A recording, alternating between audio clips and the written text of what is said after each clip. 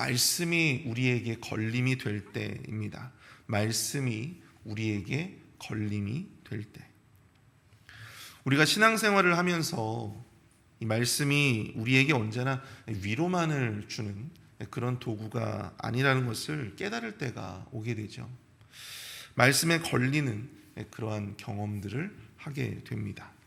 사실 말씀을 제대로 읽고 또 묵상하고 또 연구하는 작업이 깊어지면 이 말씀이 위로와 소망이라고 하는 그런 목적 이외에도 우리가 그리스도인으로서 어떠한 존재로 살아가야 하는가, 우리가 구원받은 하나님의 백성으로서 우리가 어떠한 삶을 살아야 하는 것에 대한 그러한 깨달음을 더 많이 줄 때가 있습니다.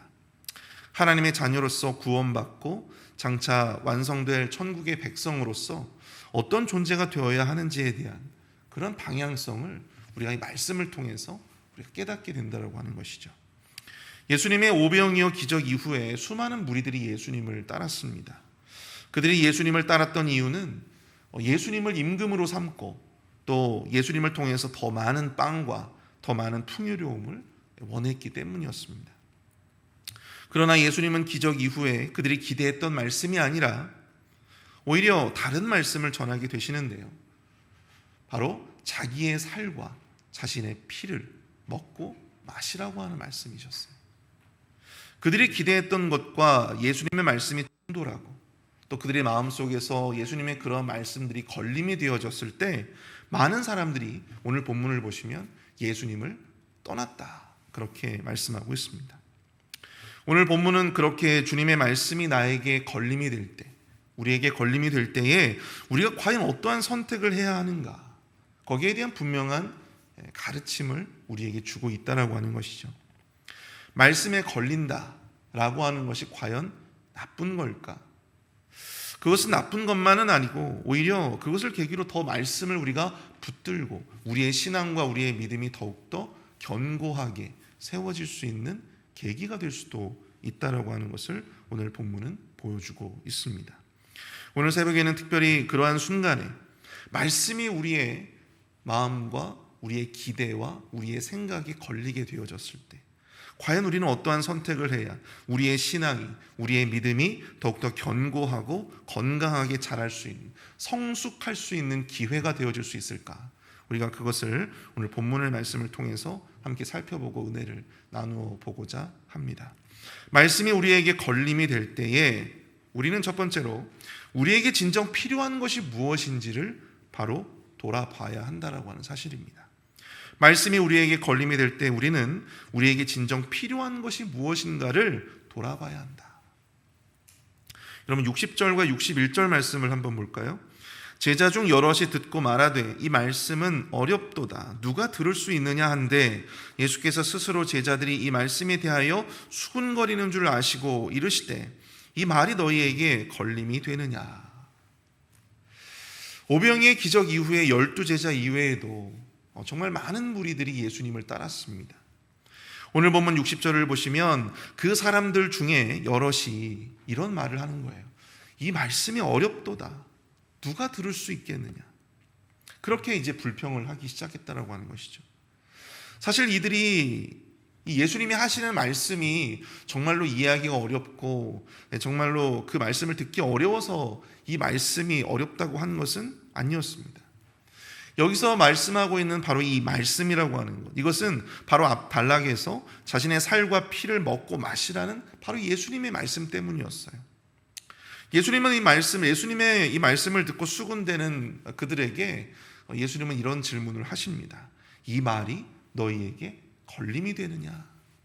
걸림이 되느냐? 이 말이 너희에게 걸림이 되느냐라고 하셨을 때 이 걸림이 되다라고 하는 이 말은요, 어떤 의미냐면 그 말씀을 듣고 우리가 저게 무슨 의미일까? 어떤 의구심을 갖고 의아함을 갖는 것이 아니에요. 분노하다라고 하는 그런 의미를 가지고 있어요. 분노하다. 그 말씀을 듣고 아니 왜 저분이 저런 말씀을 하시지? 분노하기 시작했다라고 하는 거예요. 왜 그렇게 걸림이 되었을까? 그것은 바로 그들이 기대했던 말씀이 아니었기 때문이다라고 하는 것이죠. 오병이어의 기적 이후에 많은 사람들이 예수님 앞에 나와서 예수님을 임금으로 삼으려고 했죠.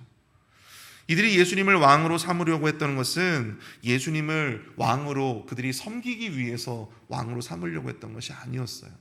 무엇 때문이었습니까?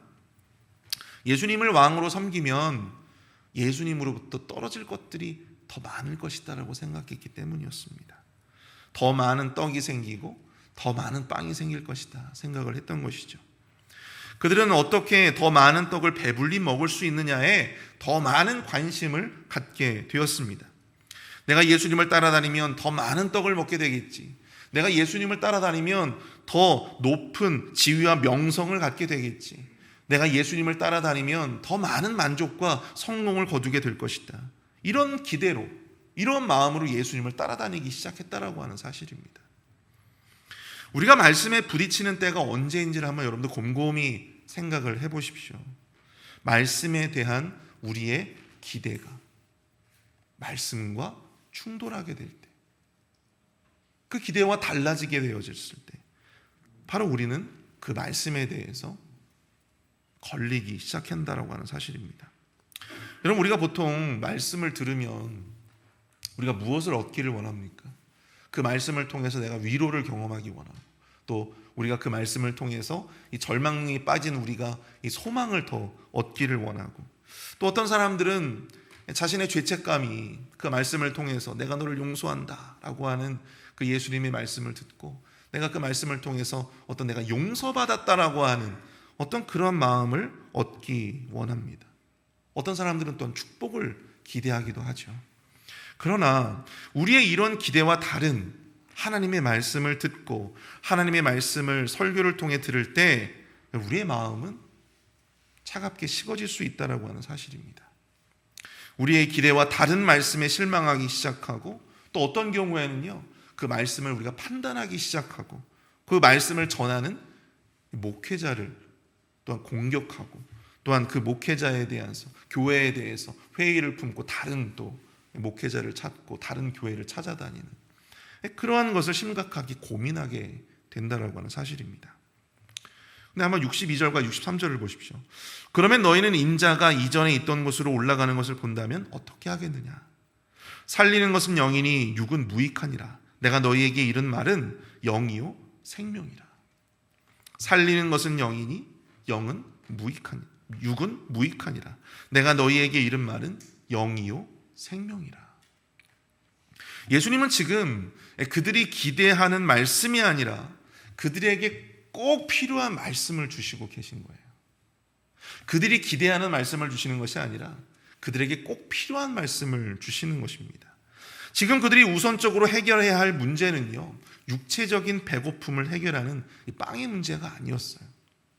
바로 영이 죽고 사는 문제, 영이 살고 영이 죽는 바로 그 문제부터 시급하게 해결해야만 했다라고 하는 사실입니다. 육을 채우는 빵을 주는 것은 영원한 생명을 가져다 줄 수는 없는 것이죠. 예수님이 전하는 바로 이 말씀은 우리가 살기 위해 필요한 것은, 우리의 영이 살기 위해 필요한 것, 바로 이 빵과 같은 육의 양식이 아니라 말씀, 영과 생명의 양식이어야 한다라고 하는 사실. 자신이 전한 말은 바로 그 영의 양식에 대한 말이었다, 영의 양식에 대한 말씀이었다라고 하는 것을 바로 그들에게 전해주고 있는 것입니다. 여러분, 주님의 말씀이 우리에게 걸림이 되어졌을 때 성숙한 그리스도인들이 가져야 할 것은 무엇인가? 내가 말씀을 통해 내가 무엇을 기대하는가? 말씀을 통해 내가 무엇을 얻고자 하는 것이 아니라 그 말씀이 나에게 지금 무엇을 원하는가? 그 말씀이 나의 영을 살게 하기 위해서 나에게 요구하고 있는 것이 과연 무엇인가? 바로 거기에 집중해야 된다는 건 사실이에요. 우리가 그 말씀에 대해서 무엇을 기대하느냐는 여러분 부차적인 문제예요. 정말 중요한 문제는 그 말씀을 통해서 우리의 영이 살아야 되잖아요. 그럼 그 영이 살기 위해서 그 말씀이 우리에게 요구하고 있는 것이 무엇인가? 거기에 집중해야죠. 예수님은 우리의 영을 살리는 그 영에 관한 말씀, 생명에 관한 말씀을 주시는데, 문제는 우리가 그것을 영적으로 분별하지 못할 때가 있다고 하는 사실입니다. 무엇 때문에? 우리의 기대가 너무나도 커서 세속적인, 육적인 우리의 기대가 너무나도 크기 때문에 주님께서 우리의 영을 살리기 위한 그 말씀의 도전을 주심에도 불구하고 그 말씀을 우리가 이해하지 못할 때가 많다는 것입니다. 그래서 우리는 말씀과 우리가 충돌하게 되어지고 그 말씀에 걸림이 될 때 영적인 분별력 없이 그 말씀을 듣고 있는 우리의 영적인 상태를 좀 돌아볼 수 있어야 한다고 하는 것입니다. 말씀에 대한 우리의 기대감이 우리에 대한 말씀의 요구보다 더 우선하고 있지는 않은지, 말씀은 우리에게 우리의 영을 살리기 위한 어떠한 길을 제시하고 있는데 우리의 관심은 여전히 세상에 머무르고 육적인 빵에 머무르고 있지는 않은가, 그것을 돌아봐야 한다라고 하는 사실입니다. 여러분, 나아만 장군에 대해서 잘 알고 계시죠?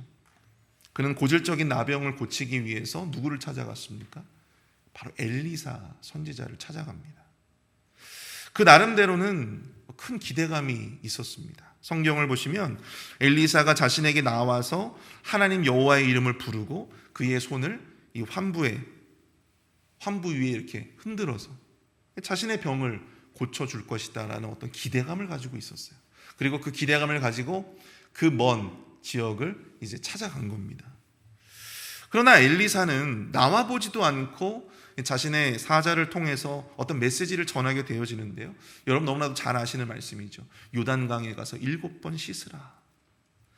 그런데 그 말이 나아만 장군의 자존심을 건드렸어요.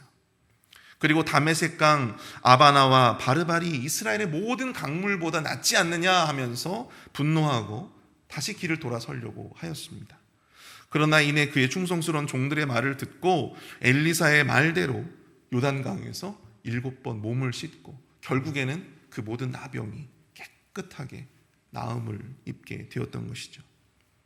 사랑하는 성도 여러분, 말씀과 우리가 서로 부딪히게 될 때, 우리가 기대했던 것대로 말씀이 나에게 주어지지 않을 때, 우리의 기대와 우리의 관심, 우리의 자존심, 우리가 원하는 방식에 우리가 함몰되어져서 말씀을 놓치는 일이 없기를 축복합니다. 말씀에 순종하지 않는, 말씀을 버리는 그러한 실수를, 그런 우를 범치 않은 우리 모두가 될 수 있기를 축복합니다. 우리를 진정으로 살리는 길이 무엇인지, 여러분 떡도 중요하죠. 빵도 중요합니다. 그러나 우리의 생명보다 중요한 것은 아니에요. 우리의 영의 생명보다 중요한 것은 아니라고 하는 것이죠. 예수님의 말씀처럼 우리의 영을 살리는 것은 떡이 아니라 바로 영의 양식, 생명의 말씀임을 깨닫고 여전히 육의 떡에 매어져 있는, 육의 빵에 매어져 있는 그러한 우리의 관심과 우리의 기대를 다시 한번 돌아보시고 다시 한번 지금보다 더 성장하고 성숙할 수 있는 그 믿음의 길로 나아가시는, 말씀의 길로 나아가시는 저와 여러분들이 되시기를 축복합니다. 말씀이 우리에게 걸림이 될 때 두 번째로 우리는 믿음으로 어디에 생명이 있는지를 판단할 수 있어야 한다라고 하는 사실입니다. 믿음으로 우리는 어디에 생명이 있는가, 누구에게 생명이 있는가를 깨달아야 한다고 하는 것이죠. 64절과 65절을 보십시오. 그러나 너희 중에 믿지 아니하는 자들이 있느니라 하시니 이는 예수께서 믿지 아니하는 자들이 누구며 자기를 팔 자가 누구인지 처음부터 아심이로라. 또 이르시되 그러므로 전에 너희에게 말하기를 내 아버지께서 오게 하여 주지 아니하시면 누구든지 내게 올 수 없다 하였노라 하시니라. 자, 예수님은 무리들이 가지고 있었던 본질적인 약점을 꿰뚫어 보셨어요. 그리고 그것을 아주 집요하게 파고 드십니다. 무엇입니까? 바로 그들에게 가장 중요한, 예수님을 따르고는 있지만 그들에겐 정말 중요한 뭐가 없었어요? 믿음이 없음을 보셨다라고 하는 것입니다. 믿음이 없다. 그리고 하나님께서 오게 하지 아니하시면 절대로 누구도 예수님을 따라올 수 없음을 말씀하시죠. 여러분, 예수님이 좋다고 해서 예수님을 믿을 수 있는 것은 결단코 아닙니다. 예수님의 가르침이 좋다고 예수님을 따를 수는 없습니다. 예수님께 관심이 있다고 예수님의 제자가 될 수는 없는 거예요. 예수님을 따르는 것도 하나님의 뜻이고 하나님의 부르심이며 또 하나님의 은혜라고 하는 사실을 말씀하고 계시는데요. 여러분, 우리가 가지고 있는 작은 관심과 또 작은 어떤 흥미, 어떤 우리의 어떤 그런 것들이 예수님을 따르고 예수님의 제자가 될 수 있는 그러한 조건이 될 수는 없다라고 하는 것이죠. 66절을 보십시오. 그때부터 그의 제자 중에서 많은 사람이 떠나가고 다시 그와 함께 다니지 아니하더라. 그들에게 믿음이 없고 예수님에 대한 어떤 흥미로, 예수님에 대한 어떤 관심으로 그에게서 뭔가를 좀 얻어보고자 그렇게 해서 예수님을 따랐던 그들에게 뭐가 없었다고 그랬어요? 믿음이 없었다라고 하는 것을 보셨고, 또 하나님께서 그들을 예수님께로 부르시는 그 특별한 부르심이 없음을 예수님이 아셨어요. 그렇기 때문에 거기에 대한 말씀을 하니까 그들의 어떤 약점을 파고드니까 그들이 다 어떻게 했습니까?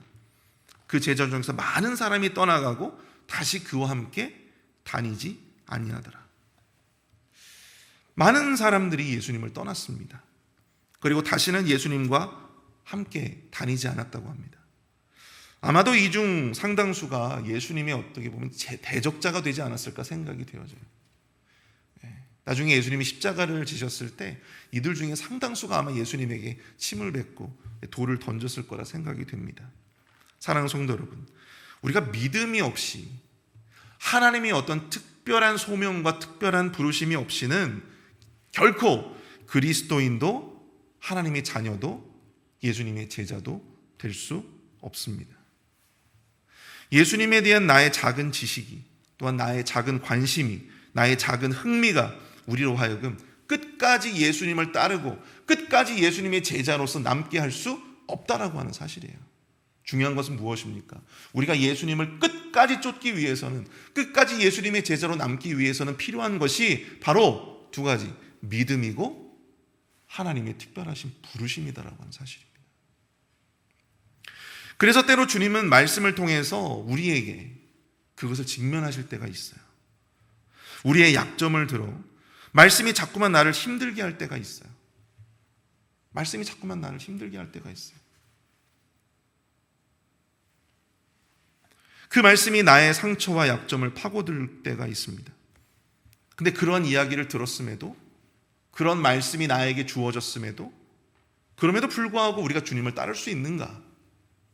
아니면 이 수많은 무리들처럼 예수님을 떠나겠는가? 그 차이는 무엇입니까? 결국 예수님의 말씀처럼 바로 믿음에서 온다라고 하는 사실이에요. 믿음에서. 결국 그들은 믿음이 없었기 때문에 그들의 약점을 파고드는 그 예수님의 질문에 그들은 기분이 상해서, 자존심이 상해서 다 예수님을 떠나버렸어요. 근데 우리는 어떻습니까?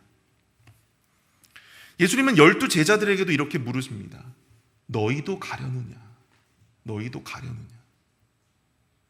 그러자 시몬 베드로가 이런 대답을 하죠. 주여, 영생의 말씀이 주께 있사오니 우리가 누구에게로 가오리이까?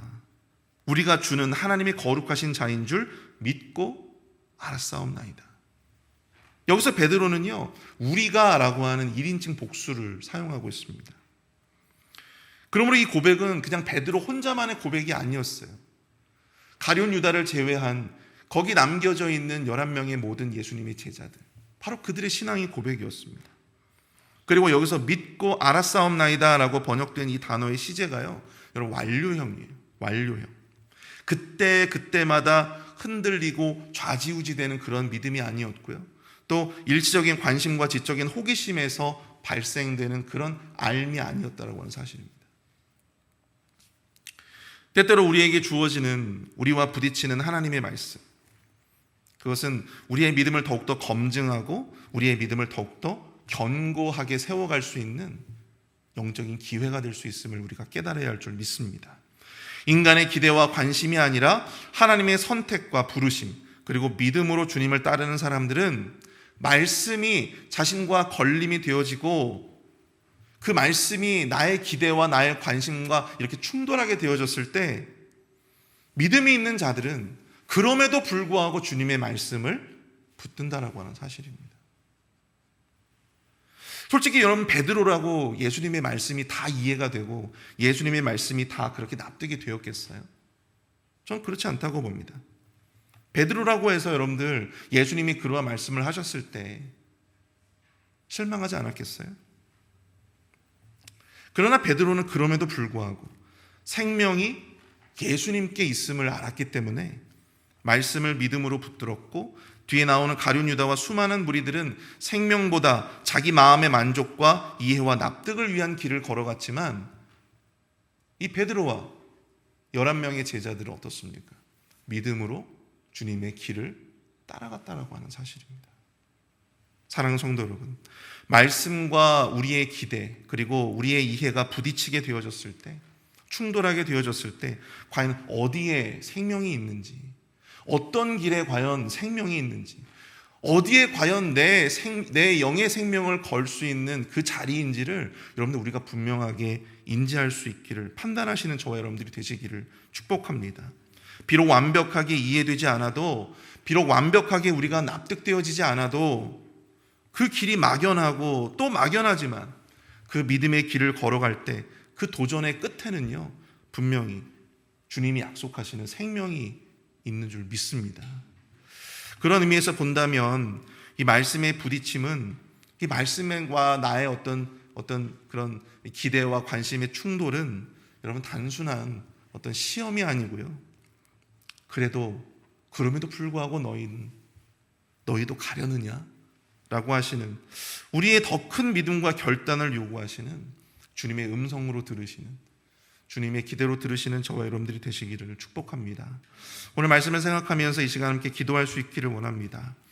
주님의 말씀과 우리의 생각 그리고 기대가 충돌하고 또 말씀이 우리에게 걸림이 될 때에 그것이 단지 시험이 아니라 우리의 믿음이 한 단계 성장하고 성숙할 수 있는 기회가 될 수 있게 하여 주옵소서.